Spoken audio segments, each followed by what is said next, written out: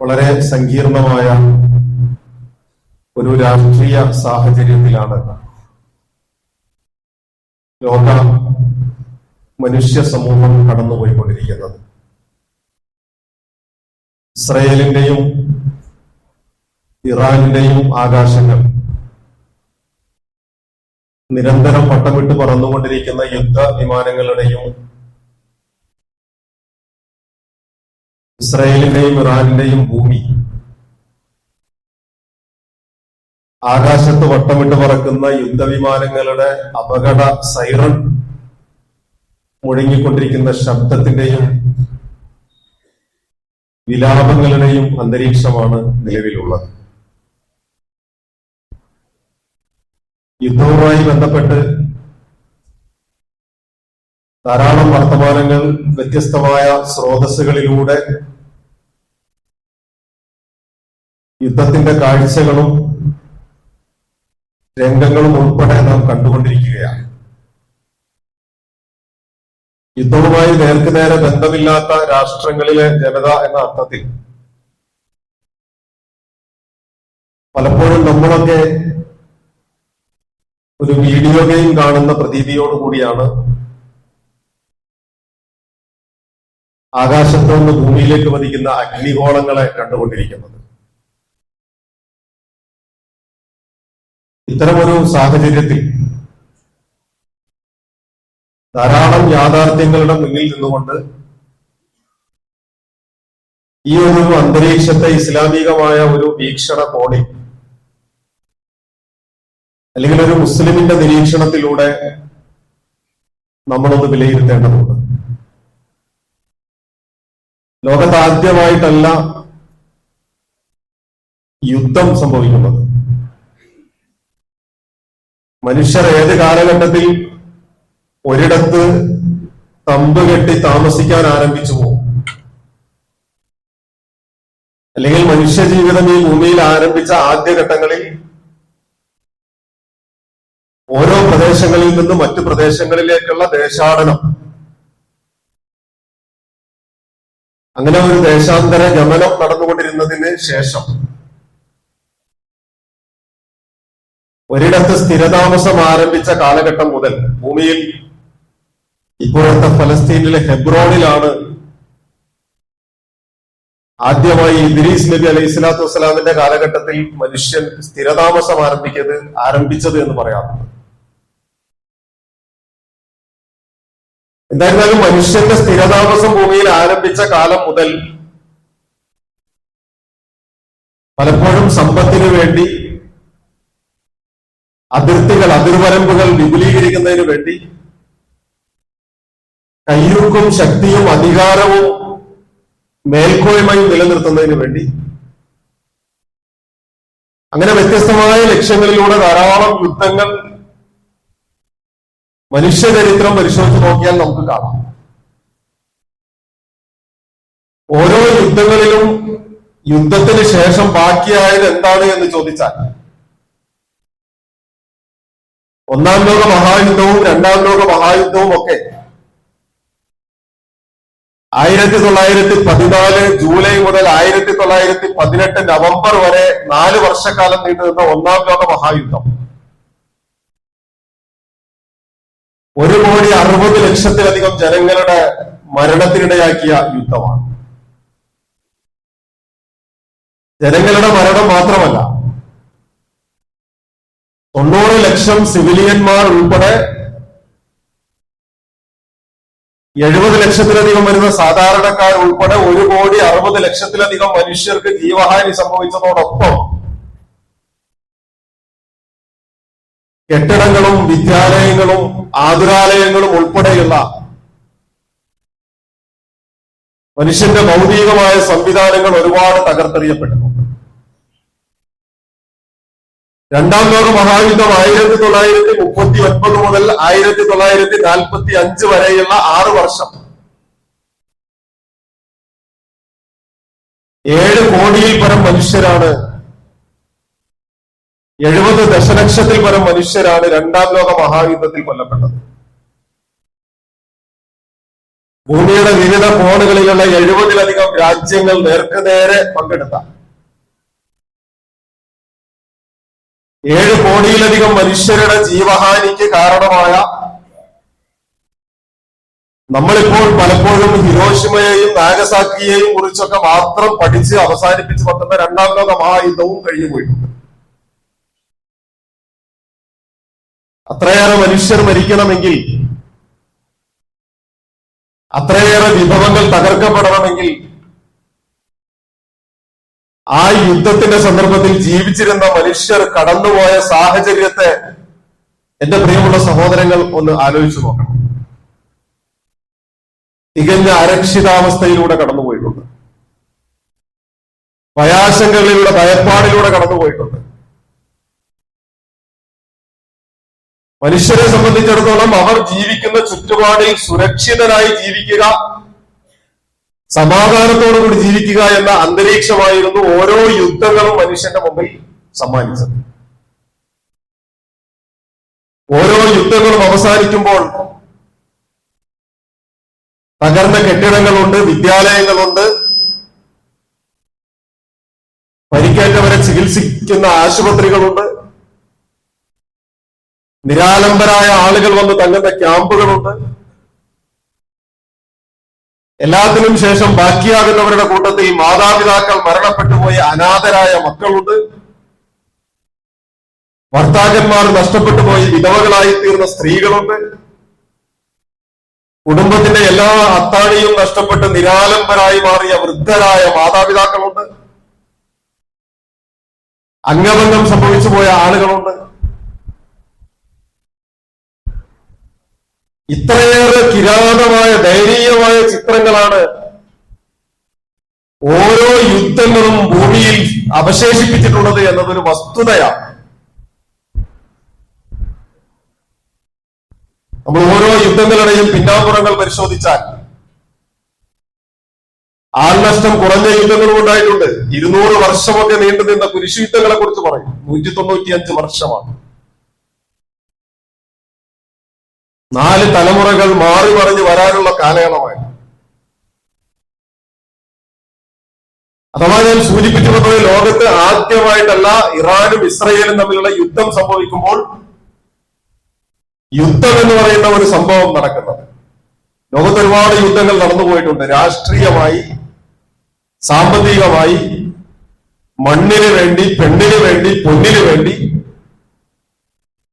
അങ്ങനെയൊക്കെ യുദ്ധങ്ങൾ ഉണ്ടായിട്ടുണ്ട്.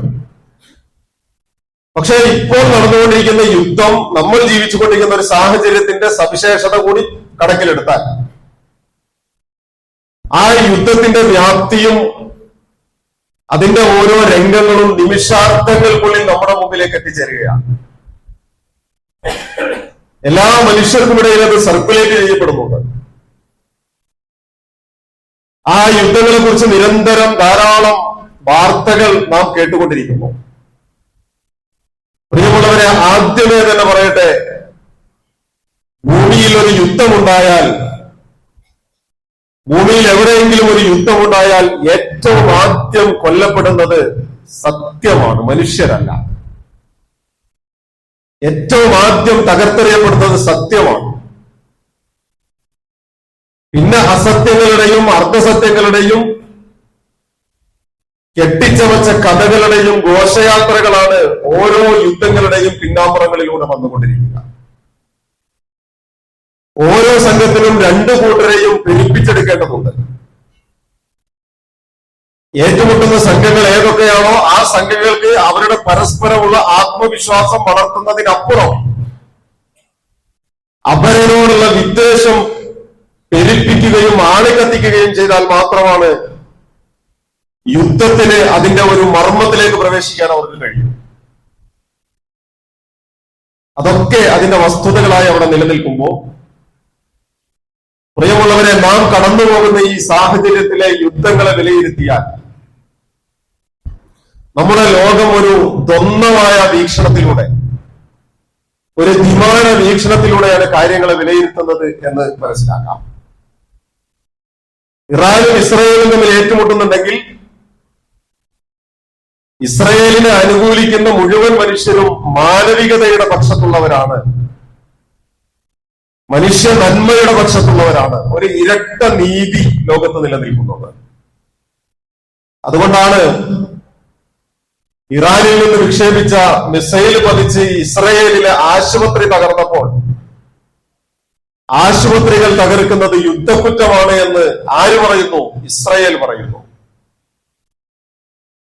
ആശുപത്രികൾ തകർക്കുന്നത് യുദ്ധക്കുറ്റമാണ് എന്ന് ഇസ്രയേലാണ് പറയുന്നത്. കഴിഞ്ഞ ഏതാനും ആഴ്ചകൾക്കും മാസങ്ങൾക്കും മുൻപ്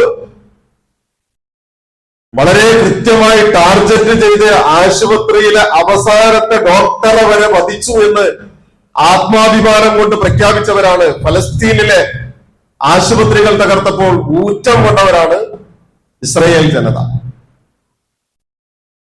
എന്നിട്ട് ഇസ്രയേലിന്റെ ആശുപത്രി തകർക്കപ്പെടുമ്പോൾ അത് യുദ്ധക്കുറ്റമാണ് എന്ന് അവർ തന്നെ പറയുക.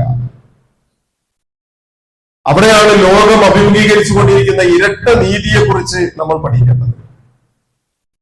ലോകം ഒരു ദ്വന്ദ്വ വീക്ഷണത്തിലൂടെ, ഒരു ബൈനറിയിലൂടെ കാര്യങ്ങളെ നോക്കിക്കാണുന്നു എന്ന് നമ്മൾ തിരിച്ചറിയണം.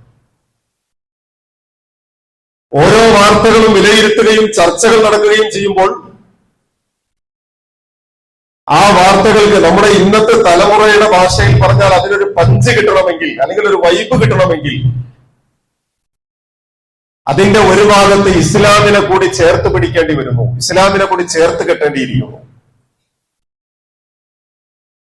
യഥാർത്ഥത്തിൽ പ്രിയമുള്ളവരെ, വിശുദ്ധ ഖുർആൻ പറഞ്ഞു വെക്കുന്ന ഒരു വർത്തമാനം ഞാൻ ആദ്യമേ ഓതി വെച്ച സൂറ ആലെ ഇമ്രാനിലെ 112 ഒരു സൂക്തമുണ്ട്. ഈ ജൂത സമൂഹത്തെ മുന്നിൽ വെച്ചുകൊണ്ട് മൂസ അലൈഹി സ്വലാത്തു വസ്സലാമിന്റെ അനുയായികളായ നമ്മളൊക്കെ ധാരാളം ചരിത്രം പഠിച്ചിട്ടുള്ളവരാണ്. ലോകത്ത് ഒരൊറ്റ സമൂഹത്തിനും ഒരൊറ്റ സമുദായത്തിനും അല്ലാഹു സുബ്ഹാനഹു വ തആല ചെയ്തു കൊടുത്തിട്ടില്ലാത്ത അത്രയും വലിയ അനുഗ്രഹങ്ങൾ കൊണ്ട് നിങ്ങളൊന്ന് ഓർമ്മിച്ചു നോക്കൂ. വിശുദ്ധ ഖുർആൻ അങ്ങനെ തന്നെ പറയുന്നുണ്ട്. നിങ്ങൾ ഓർമ്മിക്കണം, നിഅമതി അല്ലതി അൻഅംതു അലൈക്കും യാ ബനി ഇസ്രായീൽ, അല്ലയോ ബനി ഇസ്രായീലിനെ ഉദ്കുറൂ നിഅമതി അല്ലതി അൻഅംതു അലൈക്കും വഅന്നി ഫളൽതുകും അലൽ ആലമീൻ. ഞാൻ നിങ്ങൾക്ക് ചെയ്തു തന്ന അനുഗ്രഹങ്ങളെ കുറിച്ച് നിങ്ങളൊന്ന് ഓർത്തു നോക്കണം. നിങ്ങളെ എല്ലാ മനുഷ്യ സമൂഹത്തിന്റെയും മുകളിൽ ഒരു മേൽക്കോയ്മയോടുകൂടി നിങ്ങളെ ഞാൻ നിലനിർത്തിയിരുന്നു. എന്തെല്ലാം അനുഗ്രഹങ്ങളാണ് ചെയ്തത്? ഫറോവയുടെ അടിമപ്പാളയങ്ങളിൽ ഞെരിഞ്ഞമർന്ന് അടിമത്വത്തിന്റെ മുഖം പേറി കഴിയേണ്ടിയിരുന്നപ്പോ അവരിലേക്ക് വിമോചനത്തിന്റെ നല്ല വർത്തമാനവുമായിട്ട് മൂസ അലൈഹി സ്വലാത്തു വസ്സലാം കടന്നു ചെന്നില്ല. ഒരു ഭാഗത്ത് നിന്ന് പിന്നിൽ നിന്ന് ആർത്തലച്ചു വരുന്ന ഫറോവയുടെ സൈന്യവും മുന്നിൽ നിന്ന് വരുന്ന ചെങ്കടലിന്റെ തിരമാലകളെയും കീറുമുറിച്ച് മറുപുറത്തേക്ക് പോകാൻ തിരമാലകൾക്കിടയിൽ മനോഹരമായ വഴിയൊരുക്കി കൊടുത്തില്ലേ? ആ വഴിത്താരയിലൂടെ സീനാ മരുഭൂമിയിലെത്തിയപ്പോൾ ശുദ്ധമായ 12 തെളിനീർ ഉറവകൾ കൊണ്ട് 12 ഗോത്രങ്ങളും സ്വതന്ത്രമായി കുടിക്കാൻ കുടിവെള്ളം നൽകിയില്ലേ? തലചായ്ക്കാൻ ഇടമില്ലാത്ത മരുഭൂമിയിൽ കാർമേഘ തണൽ വിരിച്ചു നൽകിയില്ലേ? ഭക്ഷണമില്ലാതെ മരുഭൂമിയിലൂടെ അലഞ്ഞു തിരിയേണ്ടി വന്നപ്പോ സ്വർഗീയമായ ഭക്ഷണ പദാർത്ഥങ്ങൾ കൊണ്ട് മന്നയും സെൽവയും നൽകിയില്ലേ? നിങ്ങൾ അടിമപ്പാളയങ്ങളിൽ കിടന്ന് പാടത്തും പറമ്പിലും പണിയെടുത്തും കഷ്ടപ്പെട്ടും നിങ്ങൾ ഉണ്ടാക്കിയിരുന്നത് ഉരുളക്കിഴങ്ങും കക്കരിയും ചീരയും ഒക്കെ ആയിരുന്നല്ലോ. നിങ്ങൾ നല്ല സ്വർഗീയമായ ഭക്ഷണം കഴിച്ചോളൂ. പക്ഷെ അവര് പറഞ്ഞ മറുപടിയോ, ഞങ്ങൾക്ക് ചീര വേണം, ഉള്ളി വേണം, കക്കരി വേണം. അവർക്ക് സ്വർഗീയമായ ഭക്ഷണമായിരുന്നില്ല അവർക്ക് വേണ്ടത്. അവർക്ക് അല്ലാഹു സുബ്ഹാനഹു വ തആല ചെയ്തു കൊടുത്ത അനുഗ്രഹങ്ങളെ ഓരോന്നിനെയും ചവിട്ടി മാറ്റി പുറങ്കാല് കൊണ്ട് അടിച്ചു മാറ്റിയിട്ടാണ് ആ നന്ദികേടിന് അവർ മുതിരുന്നത്. നിങ്ങൾ ജീവിക്കുന്ന ഈ മരുഭൂമിയിൽ നിന്ന് നിങ്ങൾക്കുള്ള വാഗ്ദത്ത ഭൂമിയിലേക്ക് നിങ്ങൾ പോയിക്കോളൂ. പാലും തേനും ഒഴുകുന്ന നാട്, ശാന്തിയും സമാധാനവുമുള്ള നാട്, സ്വസ്ഥതയുള്ള നാട്. അവർക്കിടയിൽ നിന്ന് തന്നെ നിരീക്ഷകന്മാർ പോയി അന്വേഷിച്ചു വന്നു. അവര് പോയി സെൻസസ് എടുത്തു. ആ സെൻസസിന്റെ റിപ്പോർട്ടുമായിട്ട് വന്നു. എന്നിട്ട് അവര് കൊടുക്കുന്ന സെൻസസ് റിപ്പോർട്ടാണ് എന്ത്? തേനും പാലും ഒഴുകുന്ന നാടാണ് അപ്പുറത്തുള്ളത്, അള്ളാഹു നമുക്ക് വാഗ്ദാനം ചെയ്യുന്ന ഭൂമി. പക്ഷെ അപ്പോഴോ നീയും നിന്റെ റബ്ബും പോയി യുദ്ധം ചെയ്യും മൂസ, ഞങ്ങളൊന്നിവിടെ ഇരിക്കാം.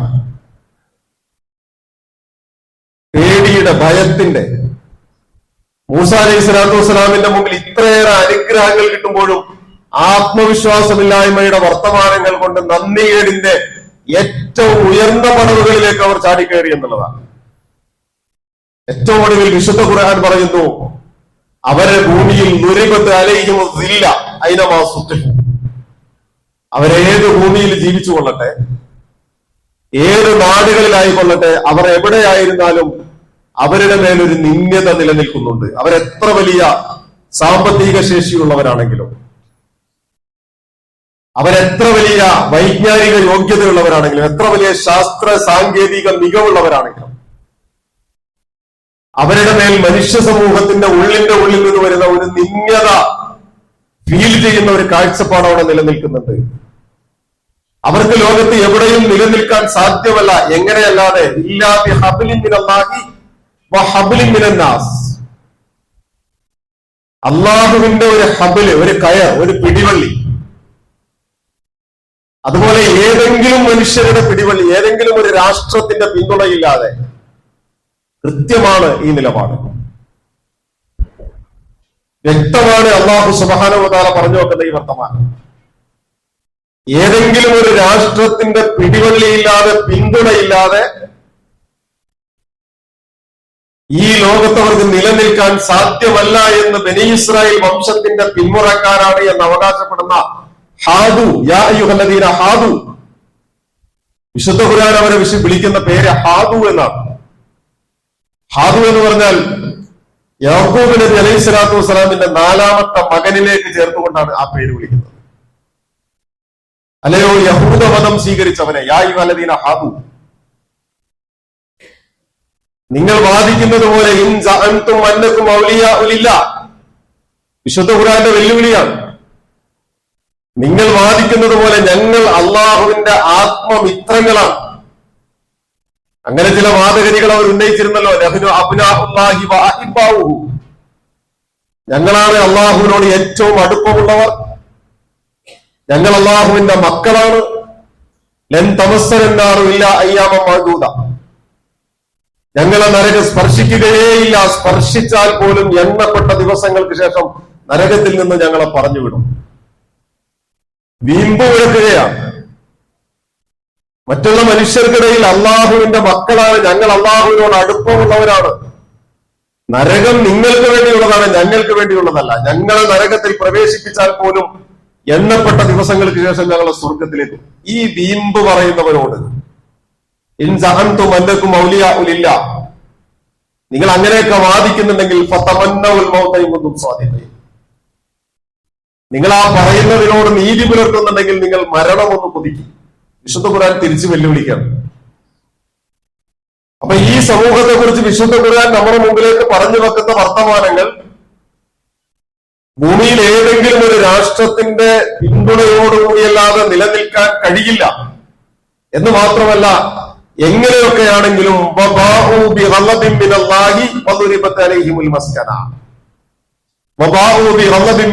അവർ ഭൂമിയിലൂടെ അള്ളാഹുവിന്റെ കോപത്തിനിരയായി അലഞ്ഞു തിരിയേണ്ടി വരുന്നു. ഞങ്ങൾക്ക് ഞങ്ങളുടെ രാഷ്ട്രമുണ്ട്, ഞങ്ങൾക്ക് ഞങ്ങളുടെ ഭൂമിയുണ്ട്, ഞങ്ങൾക്ക് ഞങ്ങളുടെ വീടുണ്ട് എന്നൊക്കെ പറയുമ്പോഴും ഭൂമിയിൽ രാഷ്ട്രമില്ലാത്ത അല്ലെങ്കിൽ അരക്ഷിതാവസ്ഥയിലൂടെ കഴിഞ്ഞു പോകേണ്ട ഗതികേടാണ് ആ സമൂഹത്തെ സംബന്ധിച്ചിടത്തോളം അന്നും ഇന്നും എന്നും. വിശുദ്ധ ഖുർആൻ അതിനെ അങ്ങനെയാണ് അടിവരയിട്ട് നമ്മുടെ മുമ്പിൽ ബോധ്യപ്പെടുത്തുന്നത്. അള്ളാഹുവിന്റെ കോപവുമായി അവർ അലയേണ്ടി വരുന്നു. വൽ മസ്കന, അവർക്ക് നിന്ദ്യതയുണ്ട്. അവരെ അള്ളാഹു സുബ്ഹാനഹു വ തആല കൈകാര്യം ചെയ്തുകൊണ്ട് എന്തുകൊണ്ട് എന്ന് ചോദിച്ചാൽ അവരുടെ സമീപനം ആ കാലഘട്ടത്തിൽ, അള്ളാഹുവിന്റെ പ്രവാചകന്മാർ വന്ന കാലഘട്ടത്തിൽ, ذَلِكَ بِأَنَّهُمْ كَانُوا يَكْفُرُونَ بِآيَاتِ اللَّهِ وَيَقْتُلُونَ الْأَنْبِيَاءَ بِغَيْرِ حَقٍّ, അവർ അള്ളാഹുവിന്റെ ദൃഷ്ടാന്തങ്ങളെ മുഴുവനും തള്ളിക്കളഞ്ഞവരാണ്. ആ ദൃഷ്ടാന്തങ്ങളെ ഇവരുടെ മുമ്പിൽ ഉയർത്തിപ്പിടിച്ച് വഴി കാണിക്കാൻ വേണ്ടി വന്ന അള്ളാഹുവിന്റെ പ്രവാചകന്മാരെ അന്യായമായി വധിച്ചു കളഞ്ഞിട്ടുണ്ട്. ആ വധിച്ചു കളഞ്ഞതിനെ വലിയ ആത്മാഭിമാനത്തോടുകൂടി ഞങ്ങൾ ഇന്ന പ്രവാചകനെ കൊന്നിട്ടുണ്ട്, ഞങ്ങൾ ഇന്ന പ്രവാചകനെ കല്ലെറിഞ്ഞിട്ടുണ്ട്, ഞങ്ങൾ ഇന്ന പ്രവാചകനെ തല്ലിക്കൊന്നിട്ടുണ്ട്, ശ്വാസം മുട്ടിച്ചിട്ടുണ്ട്, അഭിമാനത്തോടുകൂടി അവർ പറയുമായിരുന്നതാണ്. പക്ഷെ ആ പറച്ചിലുകളെയും ആ അവരുടെ ദുരഭിമാന ബോധത്തെയും ഒക്കെ അല്ലാഹു സുബ്ഹാനഹു വ തആല പറയുന്നു, ഇതൊക്കെ കാരണമായി അവരെ ഭൂമിയിൽ നാം ഇങ്ങനെ അലഞ്ഞു തിരിയാൻ വിട്ടു. അവര് ധിക്കാരം പ്രവർത്തിച്ചത് കൊണ്ടാണ്, പരിധി വിട്ടുപോയത് കൊണ്ടാണ്, അതിർവരമ്പുകൾ ലംഘിച്ചു പോയി. ഓരോന്നിനും ഒരു പരിധിയുണ്ട്, ഓരോന്നിനും ഒരു അതിർവരമ്പുണ്ട്. ആ അതിർവരമ്പുകളെ മറികടക്കാൻ ആര് പരിശ്രമിക്കുന്നുവോ ആ അതിർവരമ്പുകളെ മറികടക്കുന്നത് അപകടത്തിലേക്കാണ് എന്ന ഒരു വലിയ യാഥാർത്ഥ്യം ഈ സമൂഹത്തെ സംബന്ധിച്ചിടത്തോളം അല്ലാഹു സുബ്ഹാനഹു വ തആല പഠിപ്പിക്കുകയാണ്. പ്രിയമുള്ളവരെ, ഞാൻ പറഞ്ഞു വന്നത്, ഏത് കാലഘട്ടത്തിലും ഈ സമൂഹത്തെ സംബന്ധിച്ച് വിശുദ്ധ ഖുർആനിന്റെ ഒരു നിലപാടും കാഴ്ചപ്പാടുമുണ്ട്. ആ നിലപാടും കാഴ്ചപ്പാടും വിശുദ്ധ ഖുർആനിന്റേത് മാത്രമല്ല, നമ്മുടേത് കൂടിയാണ്. ഓരോ മുസ്ലിമിന്റെയും നിലപാട് കൂടിയാണ്. വിശുദ്ധ ഖുർആനിൽ ഒരു നിലപാടുണ്ടായിരിക്കുക. വിശുദ്ധ ഖുർആനിന്റെ നിലപാട് അങ്ങനെയാണെങ്കിലും എന്റെ നിലപാട് ഇങ്ങനെയാണ് എന്ന് ഒരു വിശ്വാസിക്ക് എങ്ങനെയാണ് ചിന്തിക്കാൻ കഴിയുക? ഒരു വിശ്വാസിക്ക് എങ്ങനെയാണ് പറയാനും എഴുതാനും കഴിയുക? അതുകൊണ്ട് പ്രിയമുള്ളവരെ, നമ്മൾ പഠിക്കേണ്ടത്, യുദ്ധവിമാനങ്ങൾ ഇങ്ങനെ അന്തരീക്ഷത്തിൽ വട്ടമിട്ട് പറക്കുമ്പോഴും അതിന്റെ ഓരോ കാഴ്ചകളും ഇങ്ങനെ വരുമ്പോഴും ഈ യുദ്ധം ഭൂമിയിൽ അവശേഷിപ്പിച്ചത്, മണ്ണിൽ അവശേഷിപ്പിച്ചത്, വിണ്ണിൽ അവശേഷിപ്പിച്ചത്, മനുഷ്യരുടെ മനസ്സിൽ അവശേഷിപ്പിച്ചത് എന്ത് എന്നതിനെ കുറിച്ചാണ്. മനുഷ്യരുടെ മനസ്സിൽ ഓരോ യുദ്ധങ്ങളും ചില വിത്തുകൾ വിതച്ചു പോകുന്നുണ്ട്. ഈ യുദ്ധം വിതക്കുന്ന വിത്തുകൾ മനുഷ്യരുടെ മനസ്സിൽ ഇറാനിനെ സപ്പോർട്ട് ചെയ്യുകയോ അല്ലെങ്കിൽ ഇറാനിന് അനുകൂലമായ അഭിപ്രായങ്ങൾ പറയുകയോ മൗനമായിട്ടിരിക്കുകയോ ചെയ്താൽ പോലും നിങ്ങൾ ഭീകരവാദത്തെ പ്രോത്സാഹിപ്പിക്കുന്നവരാണ്, നിങ്ങൾ തീവ്രവാദത്തിന് പച്ചക്കൊടി കാണിക്കുന്നവരാണ്, നിങ്ങൾ ഈ ലോകത്ത് മനുഷ്യ സമൂഹത്തിന്റെ നാശം ആഗ്രഹിക്കുന്നവരാണ് എന്ന ഒരു ചാപ്പകുത്തലിലേക്ക് യഥാർത്ഥത്തിൽ ഓരോ വിലയിരുത്തലുകളും ചെന്ന് അവസാനിക്കുന്നുണ്ട്. നമ്മളൊന്ന് സൂക്ഷ്മമായി നിരീക്ഷിക്കുക. ചില വിത്തുകളാണ്, ഇസ്ലാം വിരുദ്ധതയുടെ വിത്തുകളാണ് ഈ യുദ്ധം ആകാശത്തും ഭൂമിയിലും വിതച്ചുകൊണ്ടിരിക്കുന്നത്. ആ വിത്തുകൾ ഇപ്പോഴെല്ലാം മുളപൊട്ടുക, അല്പം കഴിഞ്ഞാൽ മുളപൊട്ടും, അത് വലിയ വടവൃക്ഷങ്ങളായി മാറുക നമുക്ക് ശേഷം വരാൻ പോകുന്ന ഒരു തലമുറയിലാണ്. നമ്മുടെ മക്കൾ, നമുക്ക് ശേഷമുള്ള ഒരു തലമുറയിൽ ഈ വിത്തുകളെല്ലാം വലിയ വടവൃക്ഷങ്ങളായി വളർന്നുയരും. അങ്ങനെ ഇസ്ലാം വിരുദ്ധതയുടെ വടവൃക്ഷങ്ങൾ തഴച്ചു വളർന്ന ഒരു വലിയ വനാന്തരമായി ഒരുപക്ഷെ നമ്മുടെ ലോകം മാറിപ്പോകും. നമ്മുടെ വർത്തമാനങ്ങളെ വിലയിരുത്തിയാൽ ഓരോന്നിനും ഒരു ഭൂതവുമുണ്ട്, ഒരു വർത്തമാനവുമുണ്ട്, ഒരു ഭാവിയുമുണ്ട്. ഓരോന്നിനും ഒരു ഭൂതവും ഒരു വർത്തമാനവും ഒരു ഭാവിയുമുണ്ട്. നമ്മൾ വർത്തമാനത്തിൽ നിന്ന് കാര്യങ്ങളെ വിലയിരുത്തുന്നത് ഭൂതകാലത്തെ കൂടി പഠിച്ചതിന് ശേഷമാണ്. ആ പഠനങ്ങളിൽ നിന്ന് നമ്മൾ നിരീക്ഷിക്കുന്നത് ഭാവിയെ കുറിച്ചാണ്. ആ ഭാവിയിലേക്കുള്ള നമ്മുടെ സഞ്ചാരത്തിൽ ഈ ഇരട്ടനീതിയെ കുറിച്ചും ദ്വിമാന കാഴ്ചപ്പാടോടുകൂടി ഒരു ബൈബിളിലൂടെ മനുഷ്യ സമൂഹത്തെ തരംതിരിക്കുന്നതിനെ കുറിച്ച് നമ്മൾ ജാഗ്രതയോടുകൂടി മുന്നോട്ട് പോകേണ്ടതുണ്ട്. സംസ്കാരത്തിന്റെ ഒരു തെർമോമീറ്റർ, എന്തിനും ഒരു അളവ് പാത്രമുണ്ട്. പനി അളക്കുന്നത് തെർമോമീറ്ററാണ്. നമ്മൾ ഓരോന്നിനും ഒരു അളവ് പാത്രം ഉപയോഗിക്കുമല്ലോ. സംസ്കാരത്തിന് ഒരു തെർമോമീറ്റർ ഉണ്ട്. സംസ്കാരത്തിന്റെ തെർമോമീറ്റർ ഇന്ന് നമ്മൾ വിലയിരുത്തുക മനുഷ്യന്റെ അഭിപ്രായവും കാഴ്ചപ്പാടുമാണ്, മനുഷ്യന്റെ നിലപാടുകളാണ്. മനുഷ്യന്റെ അഭിപ്രായങ്ങൾ ഏത് തലത്തിൽ നിന്നുകൊണ്ടാണ് അവൻ അഭിപ്രായങ്ങൾ രൂപീകരിക്കുന്നത്? വിശുദ്ധ ഖുർആൻ പറഞ്ഞതുപോലെ, കണ്ണടച്ച് നിങ്ങൾ ഏതോ ഒരു ജനതയോടുള്ള വിദ്വേഷത്തിന്റെ പേരിൽ നിങ്ങൾ നിലപാടെടുക്കരുത്. വിശുദ്ധ ഖുർആൻ വേണ്ട എന്ന് പറഞ്ഞതാ. ഏതോ ഒരു ജനതയോടുള്ള വെറുപ്പിന്റെ പേരിൽ, വിദ്വേഷത്തിന്റെ പേരിൽ, മുൻധാരണയുടെ പേരിൽ, മുൻവിധിയുടെ പേരിൽ നിങ്ങൾ നിലപാടുകളെടുത്ത് സംസാരിക്കാൻ പാടില്ല. നിങ്ങൾ സംസാരിക്കേണ്ടത് വസ്തുതകളെ വിലയിരുത്തിക്കൊണ്ടായിരിക്കണം. ആ വസ്തുതകളെ വിലയിരുത്തുമ്പോൾ യുദ്ധം നടക്കുന്നത് ഇറാനും ഇസ്രയേലും തമ്മിലാണ്. ഇസ്രയേലും ഇസ്ലാമും തമ്മിലല്ല. ഇസ്ലാം അതിൽ കക്ഷിയുമല്ല. ഇസ്ലാമിനെ സംബന്ധിച്ചിടത്തോളം ഇസ്ലാമിന്റെ യുദ്ധം എന്ന് പറയുന്നത്, അല്ലെങ്കിൽ ഇസ്ലാമിന്റെ ഏറ്റുമുട്ടൽ എന്ന് പറയുന്നത് ജാഹിലിയത്തിനോടാണ്. അതേത് കാലഘട്ടത്തിലെ ജാഹിലിയത്തിനോടും സന്ധിയില്ലാത്ത സമരം. അതേതുമാകാം, സംസ്കാരമാകാം, ധാർമ്മികതയാകാം, സദാചാരമാകാം, വിദ്യാഭ്യാസമാകാം, കുടുംബമാകാം, സമൂഹമാകാം, എവിടെയുമാകാം ജാഹിലിയത്ത്. അതിനങ്ങനെ രാഷ്ട്രത്തിന്റെ അതിർവരമ്പുകളില്ല. ഈ അതിർവരമ്പുകളിൽ നിന്നുകൊണ്ട് ഏറ്റുമുട്ടിക്കൊണ്ടിരിക്കുന്നിടത്ത് ഇസ്ലാമിനെ വലിച്ചിഴക്കപ്പെടുന്നുണ്ടെങ്കിൽ, പ്രിയമുള്ളവരെ, നമ്മൾ ആദ്യമേ തിരിച്ചറിയേണ്ടത് ഞാൻ ഉൾക്കൊള്ളുന്ന ഒരു ഇസ്ലാം ഉണ്ടല്ലോ, ആ ഇസ്ലാമിന്റെ അർത്ഥം സമാധാനം എന്നാണ്. ആളുകൾ പരിഹാസത്തോടു കൂടി പറയും സമാധാന മതക്കാർ. നമ്മൾ കേൾക്കുന്നില്ലേ അങ്ങനെ ഒരു വിളി? സമാധാന മതക്കാർ ഇന്ന സ്ഥലത്ത് ഇത്ര ആളുകളുടെ രക്തമൊഴുക്കിയിരിക്കുന്നു, സമാധാന മതക്കാർ ഇന്ന ഇന്ന കാര്യങ്ങൾ ചെയ്തിരിക്കുന്നു. ചെറുതിനെ പൊലിപ്പിച്ചും ഇല്ലാത്തതിനെ ഉണ്ട് എന്ന് വരുത്തി തീർത്തും കളവുകളെ മനോഹരമായി ചിത്രീകരിച്ച് സത്യമാണ് AI എന്ന് പറയുന്ന ആർട്ടിഫിഷ്യൽ ഇന്റലിജൻസ് വന്നതോടുകൂടി വലിയ പ്രതിസന്ധിയാണ്. സത്യമേതാണ് തെറ്റേതാണ് എന്ന്, സത്യമേതാണ് മിഥ്യേതാണ് എന്ന് തിരിച്ചറിയാൻ കഴിയാത്ത വിധം ആളുകൾക്കിടയിൽ പ്രചരിപ്പിക്കപ്പെടുന്നു. ഇസ്ലാം എന്ന് പറഞ്ഞാൽ സമാധാനം തന്നെയാണ്, അതിൽ യാതൊരു സംശയവുമില്ല. ഇസ്ലാമിന്റെ സമാധാനം എന്ന് പറയുന്നത് അല്ലാഹു സുബ്ഹാനഹു വ തആല ഈ ഭൂമിയിൽ മനുഷ്യന്റെ നന്മയെ മാത്രം ലാക്കാക്കിക്കൊണ്ട്, അള്ളാഹുവിന്റെ ഭൂമിയിൽ അള്ളാഹുവിന്റെ അടിമകളുടെ നന്മയെ മാത്രം ലാക്കാക്കിക്കൊണ്ട്, അതുകൊണ്ടല്ലേ വിശുദ്ധ ഖുർആൻ നിങ്ങൾ യുദ്ധം ചെയ്തോളൂ, ഭൂമിയിൽ കുഴപ്പമില്ലാതാകുന്നത് വരെ നിങ്ങൾ യുദ്ധം ചെയ്തോളൂ. ഭൂമിയിൽ ഫിത്ന ഇല്ലാതാകാൻ വേണ്ടിയിട്ടാണ്. ഫിത്ന ഇല്ലാതാകാൻ വേണ്ടിയുള്ള യുദ്ധം എന്തിനാ? സമാധാനം സ്ഥാപിക്കാനാണ്. ഇസ്ലാം എന്ന് പറഞ്ഞാൽ സമാധാനം തന്നെയാണ്. ഞാൻ പറഞ്ഞു വന്നത്, ഈ ഒരു സംസ്കാരത്തിന്റെ തെർമോമീറ്റർ എന്ന് പറയുന്ന നമ്മൾ പറയുന്ന അഭിപ്രായങ്ങളെ മുഖവിലക്കെടുത്ത് ഭീകരവാദത്തിനെയും തീവ്രവാദത്തിനെയും ഒക്കെ ചാപ്പ കുത്തി വരുംകാല തലമുറയിലേക്കുള്ള വിഷത്തിന്റെ വിദ്വേഷത്തിന്റെ വിത്തുകൾ പാകുന്നുണ്ടെങ്കിൽ, വിശുദ്ധ ഖുർആൻ പറഞ്ഞു നോക്കുന്ന ഒരു വർത്തമാനമുണ്ട്. ലാ യുഖാതിറൂനകും ജമീഅൻ ഇല്ലാ ഫീ ഖുറൻ മുഹസ്സനത്തിൻ ഔ മിൻ വറാഇ ജുദുരിൻ. നല്ല സുശക്തമായ കോട്ടകൾക്കുള്ളിൽ, ബങ്കറുകൾക്കുള്ളിൽ ഇരുന്നു കൊണ്ടും ഭിത്തികൾക്കുള്ളിൽ ഇരുന്നു കൊണ്ടുമല്ലാതെ അവർ നിങ്ങളോട് യുദ്ധം ചെയ്യുകയില്ല. നേർക്ക് നേരെ യുദ്ധം ചെയ്യാൻ അവർക്ക് ഭയമാണ്.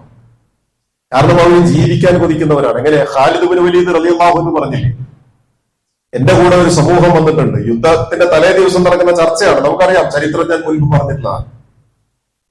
യുദ്ധത്തിന്റെ തലേ രാത്രി നടക്കുന്ന ചർച്ചയിൽ ഞങ്ങൾ ഒരുപാട് ആളുകളുണ്ട്, ഞങ്ങളുടെ കയ്യിൽ ഇന്ന ഇന്ന കോപ്പുകളുണ്ട്, ഇന്ന ഇന്ന വകുപ്പുകളുണ്ട്. ഇതിങ്ങനെ പറയുമ്പോ ഖാലിദ് ഇബ്നു വലീദ് റളിയല്ലാഹു അൻഹു ഞങ്ങളുടെ കയ്യിൽ ഈ പറഞ്ഞതൊന്നുമില്ല, പക്ഷെ എന്റെ കൂടെ കുറച്ച് ആളുകൾ വന്നിട്ടുണ്ട്. ആ ആളുകളുടെ ഏറ്റവും വലിയ സവിശേഷത എന്താണ് എന്ന് വെച്ചാൽ, യുഹിബ്ബൂനൽ മൗത കമാ തുഹിബ്ബൂനൽ ഹയാത്ത്. അവർ മരണം ആഗ്രഹിക്കുന്നവരാണ്. നിങ്ങൾ ജീവിക്കാൻ എങ്ങനെ കൊതിക്കുന്നുവോ അങ്ങനെ മരണം കൊതിച്ചുകൊണ്ടിരിക്കുന്നവരാണ്. അവരെ എങ്ങനെ നിങ്ങൾ പരാജയപ്പെടും? അഥവാ ഈ ആളുകളുടെ യുദ്ധം എന്ന് പറയുന്നത് വിശുദ്ധ ഖുർആൻ അവര് ബങ്കറുകൾക്കുള്ളിൽ ഇരുന്നു കൊണ്ട് യുദ്ധം ചെയ്യും. അവര് വലിയ കാഠിന്യമുള്ള ഭിത്തികൾക്കുള്ളിൽ ഇരുന്നുകൊണ്ട് മാത്രമേ അവർ കൈകാര്യം. കാരണം അവർക്കുൾ ബഅ്സുഹും ബൈനഹും ശദീദ്. അവരുടെ ഉള്ളിൽ വലിയ പേടിയാണ്. ജീവിക്കാൻ കൊതിക്കുന്ന മനുഷ്യൻ ജീവിതത്തോടുള്ള ആർത്തിയിൽ മരണത്തെ അവർ വല്ലാതെ ഭയപ്പെടുന്നുണ്ട്. പക്ഷെ അവരെ കുറിച്ച് നിങ്ങൾ മനസ്സിലാക്കുന്നത് തഹ്സബുഹും ജമീഅ വഖുലൂബുഹും ശത്താ. നിങ്ങൾ വിചാരിക്കുന്നു അവരൊക്കെ ഒറ്റക്കെട്ടാണ്, നിങ്ങൾക്കെതിരെ എല്ലാവരും ഒറ്റക്കെട്ടാണെന്ന് വിചാരിക്കുന്നുണ്ട്. പക്ഷെ തരം കിട്ടിയാൽ അവർ ഓരോരുത്തരും വഖുലൂബുഹും ശത്താ, ഓരോരുത്തരും അപരവിദ്വേഷം മനസ്സിൽ കയറി നടക്കുന്ന, അപരനെ ഇല്ലാതാക്കാൻ പരിശ്രമിക്കുന്ന കൊടും വിദ്വേഷവുമായിട്ട് നടക്കുന്ന ആളുകളാണ്. ഖുലൂബുഹും ശത്താ. അതാണ് അവരുടെ പ്രകൃതം, അതാണ് അവരുടെ സ്വഭാവം. ഞാൻ പറയുന്നത്, വിശുദ്ധ ഖുർആൻ നമുക്ക് മുമ്പിൽ പറഞ്ഞു വെക്കുന്ന ചില നിലപാടുകളുണ്ട്, ചില കാഴ്ചപ്പാടുകളുണ്ട്. ആ കാഴ്ചപ്പാടുകളെ മുന്നിൽ വെച്ചുകൊണ്ട് ഇപ്പോൾ നടന്നുകൊണ്ടിരിക്കുന്ന യുദ്ധഭൂമികളെ, അതിലെ ആൾനഷ്ടത്തെ കുറിച്ചല്ല, അതിലെ കെട്ടിടങ്ങളുടെ നഷ്ടത്തെ കുറിച്ചല്ല, അതിൽ അനാഥരായി പോയ മക്കളെ കുറിച്ചല്ല, അതിൽ വിധവകളായ സ്ത്രീകളെ കുറിച്ചല്ല, അതിനുമപ്പുറം ഭാവിയിലേക്ക് വേണ്ടിയിട്ട് നിക്ഷേപിക്കപ്പെടുന്ന ചില വിഷബീജങ്ങൾ അത് തഴച്ച് മുളച്ചു പൊന്താനുള്ള വരാൻ പോകുന്ന ഒരു കാലഘട്ടം അഭിമുഖീകരിക്കേണ്ടി വരുന്ന പ്രതിസന്ധികളുണ്ടാകും. അവിടെ ഈ വിലയിരുത്തലിലെ ദ്വന്ദ്വം നേരത്തെ പറഞ്ഞ പോലെ അടിവരയിട്ടുകൊണ്ട് നമ്മൾ മനസ്സിലാക്കുക, ഒരു യുദ്ധം സംഭവിച്ചാൽ ആദ്യം കൊല്ലപ്പെടുന്നത് മനുഷ്യരല്ല, സത്യമാണ്. ആദ്യം തകർക്കപ്പെടുന്നത് മൂല്യങ്ങളാണ്. അങ്ങനെ മൂല്യങ്ങൾ തകർക്കപ്പെടുന്നിടത്ത് പകരം സ്ഥാപിക്കപ്പെടുന്നത് വിദ്വേഷത്തിന്റെയും അപരവൽക്കരണത്തിന്റെയും ചോദ്യം ചെയ്യലുകളുടെയും കുടുസ്സത നിറഞ്ഞ ഒരു കാലമായിരിക്കും. അതുകൊണ്ട് പ്രിയമുള്ളവരെ, വസ്തുതകളെ വസ്തുതകളായി മനസ്സിലാക്കാൻ കഴിയുന്ന, ആ വസ്തുതകളിൽ ഊന്നി നിന്നുകൊണ്ട് പ്രാർത്ഥനകൾ കൊണ്ട് നന്മയെയും മൂല്യത്തെയും ചേർത്ത് പിടിക്കാൻ കഴിയുന്ന, നേർക്ക് നേരെ നാം ബന്ധപ്പെട്ടിട്ടില്ലാത്തിടത്തോളം പ്രാർത്ഥനകൾ കൊണ്ട് ചേർത്ത് പിടിക്കാൻ കഴിയുന്ന അള്ളാഹുവും അള്ളാഹുവിന്റെ റസൂലും അള്ളാഹുവിന്റെ ഭൂമിയിൽ അള്ളാഹുവിന്റെ അടിമകൾ, അള്ളാഹുവിന്റെ ദീൻ, ഇത് വിശുദ്ധ ഖുർആനിന്റെ സങ്കല്പമാണ്, വിശുദ്ധ ഖുർആനിന്റെ നിലപാടാണ്. ആ നിലപാടാണ് എന്റേതും എന്ന ഒരു തിരിച്ചറിവിൽ നിന്നുകൊണ്ടായിരിക്കണം നമ്മൾ നമ്മുടെ കാലഘട്ടത്തിലൂടെ വാർത്തകൾക്കിടയിലൂടെ നമ്മൾ സഞ്ചരിക്കേണ്ടത്. വരികൾക്കിടയിലൂടെ വായിക്കുക എന്ന് പറയുന്നത് പോലെ വാർത്തകൾക്കിടയിലൂടെ നമ്മൾ കേൾക്കേണ്ട വാക്കുകൾക്ക് കാതുകൊടുക്കേണ്ടത് എന്നാണ് സൂചിപ്പിച്ചതിന് ചുരുക്കം. അല്ലാഹു സുബ്ഹാനഹു വ തആല നമ്മെ എല്ലാവരെയും അനുഗ്രഹിക്കുമാറാകട്ടെ.